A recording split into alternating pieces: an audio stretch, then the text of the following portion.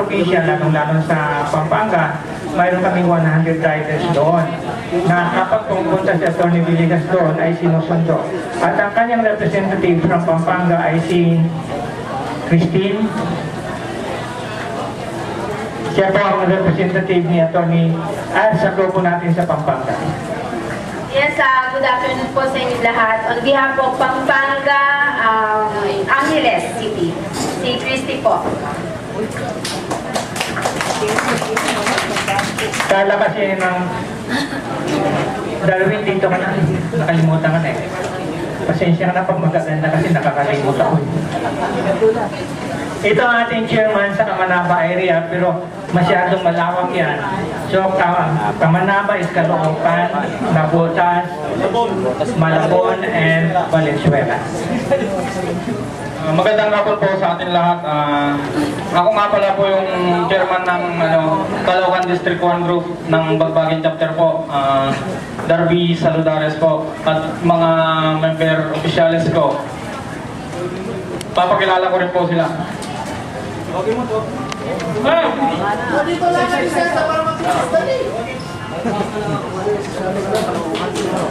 Nandito lang din po yung riders ng CCWD-ILD na laging nakasuporta rin sa atin lahat. Apa ito? May pangalan. Yan para makilala rin yung natin, no?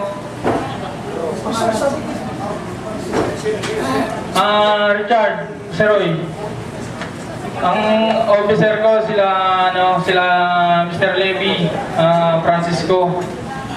Hindi ko na po kayo isa-isa, lahat na lang ng natin. Pumunta lang dito sa harap. Para picture taking natin si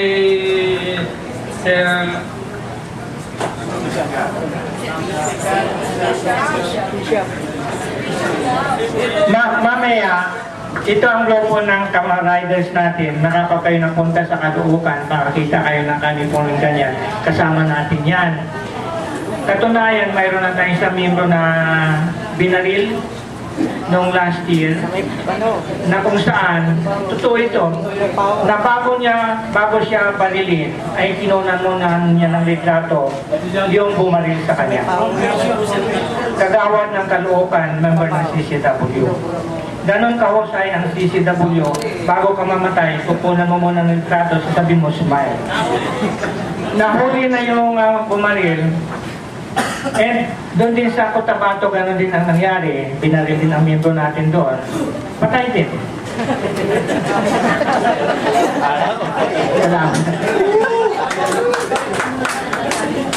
We were telling them that most of our members were shot at in Caloocan last year. And before he was shot at, he was able to get a picture. And the picture was published in the newspaper nationwide. That is what the CCW is doing in the Philippines. Yung mga officers natin ay nandito sa grupo natin, si Philip Opensa, si Teodoro Apeñas, William Cruz, si Linda Pasino, ang ating pong naniningil doon na pag hindi kayo nagbayad, hindi kayo makakain mamaya, si Linda yon. Linda, punta kayo dito. Si Miss Opeña, si William Cruz, si Asher. Dito muna kayo sa harap para makita kayo, makilala kayo kasi may mga bisita tayo. Si Miss Magloyan, si Nestor Ogaro, nandito si Nestor. Si Lilia Pasibi, si Delia Estrella, si Miss Ivalio, si Rene Jane, Delia Lynn, Elmore Estrella, Adelaida Sasso, Antonio Tangon, Mary Jane Cañete, Romeo Gardose, Mark Pangilinan, William Bautista, Felix Radada, Raymondo Sales, Abel Lopez, Gustavo Pasino, Danilo Costa. These are the national officers that we have. Na kapag nakita niyo sila, na mamaya magkakaroon din tayo ng picture taking together with our guests. And these are the people that has been helping us all throughout for the past many years. Without them, no CCW and Metro Manila. Kaya palakpakan po natin ang ating national officer. Si Mercy Matidoso. Mercy, dito ka nga. Nakaligtaan ka kanina. Sir, si Mami, hindi na natin pa tatayuin yan kasi kakilala na natin yan. Ito ang ating National Capital Region Chairman, si Mercy Matidoso. Kaya lahat ng tawag nila sa inyo ay puro gastos. Hindi niya kayo tatawagan pag walang gastos. Belinda, yan ang ating taga-kolekta kanina. At this are the officers. Yung ating miyembro pinakamabata sa atin, chairman ng Kahinta. Rolly, pinakabata sa amin yan. Rolly, pakilala ka nga dito. Yan ang pinakabata sa amin. Wala pa dito isang pinakababata sa amin. He's only 78 years old. So, sa inyong lahat mga kasama, ang ating Vice Chairman sa Livelihood, si Evelyn Villarreal. Evelyn, nandiyan ka naman.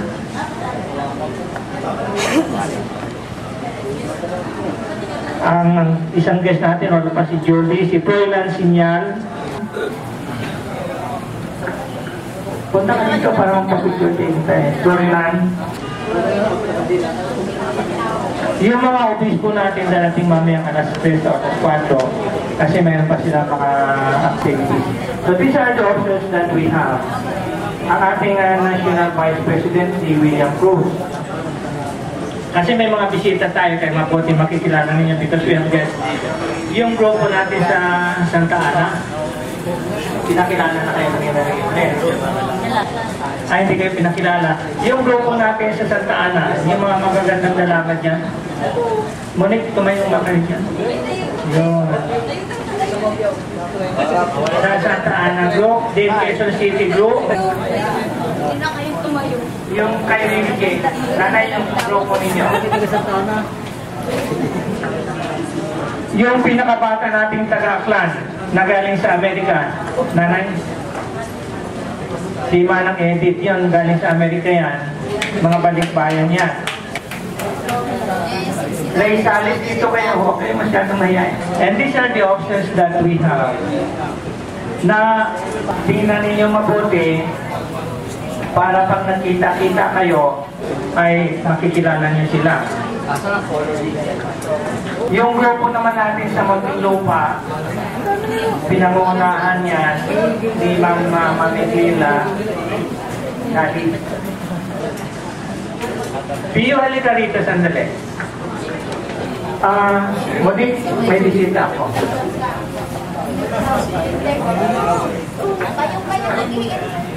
Si Bishop! Ayan ang pinakabata naming miyembro. Maniniwala ba kayong binata yan hanggang ngayon? Ito yung nagsa-traffic dyan sa may Lasal, na muntik ng banggain. Ang sasakyan, naawa yung sasakyan, pinaraan siya, kaya hindi siya nasasagasaan.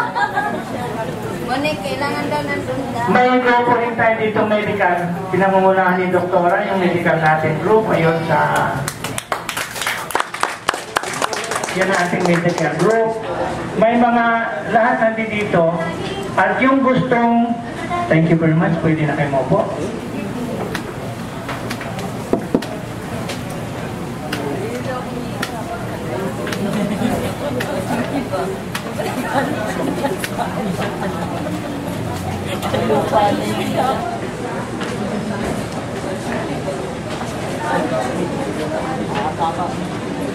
Sasayaw.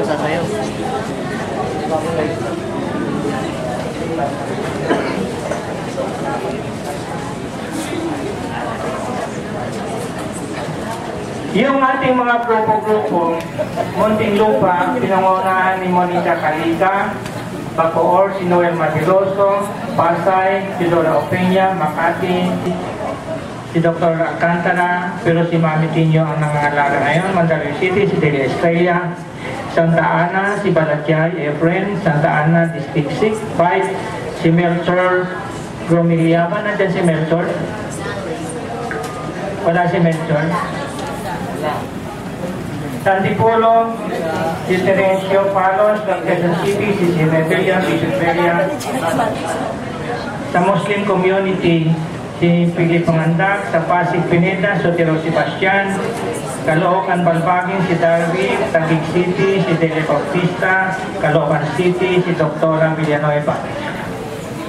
These are the group na si William, kasama rin natin, si William Bautista, mga ane. Tapos may balikbayan din kami itong photographer, si Roger. Matagal na nawala, pero bumalik. Gaganon ang mga kasama natin dito sa Citizens Crime Watch. Now, doon sa mga membro natin, just to give you a backgrounder, pwede ba Englishin ko na lang para maintindihan ng ating bisita? Ang ating Chinese community chairman, si Kaloy Chong. Ayan ating chairman ng Chinese community. Pero hindi pa naka-uniform yan, mamaya pa mag-uniform yan. Just to give you a backgrounder, sapagkat yung grupo nila ngayon, taga-Norway sila. They are from Norway and they are here in the Philippines. May foundation sila. Mamaya ikakwento sa inyo kung ano yung foundation. And they are here in the Philippines to help us out. For your information, within the next 3 months to come, matutuloy ang ating livelihood program. May livelihood project tayo. And then we also have the livelihood program and medical program. In fact, last week, Dr. Villanueva and her group already went to Tondo. They have a medical program there and they were able to treat at least 500 people in the slums area. They also have the medical and we have the dental. Kaya nga, yung mga grupo-grupo natin ngayon, huwag kayong masyadong mag-alaala. And one thing which we are requesting you, as we have requested on other groups, when you wear that uniform, wear it properly and wear it with dignity. Out of the 52 non-governmental organizations, the Citizens Crime Watch is the only organization that was accredited by the Department of Interior and Local Government. So, siguro palapakan natin ang sarili ninyo. You're the only group that was accredited by the Department of Interior and Local Government. And those who are not accredited are now applying for affiliations with Citizens Crime Watch. So, ganon kaganda at ganon kataas na yung katungkulan na yun. Kaya nga, to all our members, we have been requesting you that whenever we have meetings like this, please come in uniform and wear your ID properly. The other week, when we went to Luneta for namasyal po kami doon, mayroon kaming nakita, we saw one member of the CCW wearing the DILG, yabang-yabang pa. Pero, holiday. So we asked him, what are you doing here in Luneta? And then he said, just going around. Then why do you wear your uniform of the ILG? And then he said, boss ako ngayon na Luneta. Siya ang boss ng sa Luneta pa. We also have members in all government entities. We have 17 non-governmental organizations signing with us the Memorandum of Agreement. And by next month, those of you who are interested to join the Department of Environment and Natural Resources will be segregated already.